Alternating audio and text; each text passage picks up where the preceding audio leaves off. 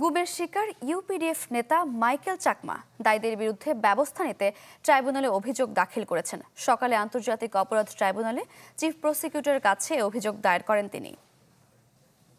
বছর শেষের খুশি নগদে হবে বেশি। নগদ পেমেন্টে নির্দিষ্ট ক্যাটাগরির কেনাকাটায় 300 টাকা পর্যন্ত ক্যাশব্যাক। 9 এপ্রিল যে আমাকে বিকাল 5টায় চোখ বেরিয়ে দিল, তারপর থেকে যখন আমার চোখ খুলে দেয় সব দেয়াল হয়ে গেল।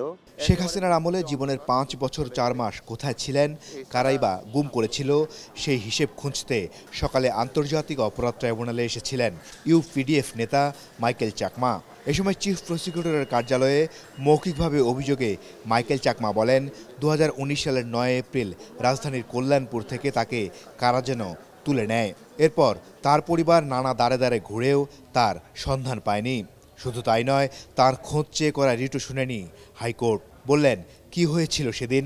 শেখ হাসিনা যে 2013 সালে খাগড়াছড়িতে একটা সমাবেশে গিয়েছিল, নির্বাচনের সমাবেশে, ওই সমাবেশের দিনে একটা আমাদের ছাত্র সংগঠনের পাঠশালা পরিষদের একটা অবরোধ ছিল। শেখ হাসিনা সে যে পাবলিক মিটিংয়ে বক্তব্য দেওয়ার সময় বলেছিল যে আজকে যারা অবরোধ দিয়েছে তাদেরকে আমি দেখে নেব, একেবারে এইভাবে এসে বলতে। আমি মনে করি তার যে প্রতিহিংসার আমি শিকার হয়েছি, বা আমি প্রধান আসামি হিসেবে তো শেখ হাসিনাকেই আমি দায়ী করব। 5 বছর 3 মাস।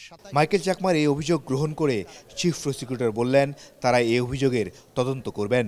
ক্রাইমস এগেইনস্ট হিউম্যানিটির মামলা সবগুলো কিন্তু একই। এখন এইখানে নির্ভর করবে যে উনি যাদের বিরুদ্ধে অভিযোগ করছেন তাদের প্রত্যেকের ব্যক্তির বিরুদ্ধে, অধিকাংশের বিরুদ্ধে ইতিমধ্যে মামলা কিন্তু আমরা চলমান রেখেছি। এর সাথে যদি অতিরিক্ত কোনো ব্যক্তির সন্ধান পাওয়া যায় সেটাও আমরা তদন্ত করে দেখব। এদিকে সাবেক আইজিপি চৌধুরী আবদুল্লাহ আল মামুন ও সেনা কর্মকর্তা জিয়াউল আহসান সহ 7 জনকে বৃহস্পতিবার জুলাই আগস্ট গণহত্যায় ফের ট্রাইব্যুনালে হাজির করা হবে।